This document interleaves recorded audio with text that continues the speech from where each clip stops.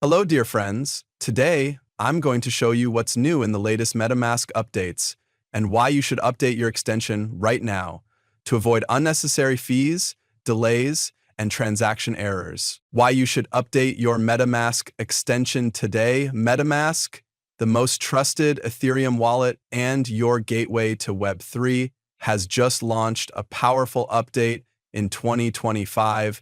This update brings massive improvements to speed, reliability, and fee handling. So if you're still using an older version of MetaMask, now is the perfect time to update. That's the important I like in this update.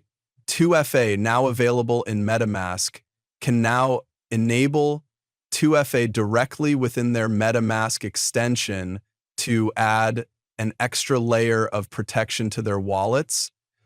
How to update MetaMask. Just click Update or check for updates. Follow me. First, let's click on the Update button, then enter your password and click On.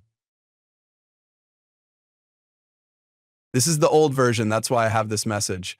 MetaMask alert, version mismatch detected. Your extension version needs to be 5.61. Please update to continue. Now let's click on the Update button and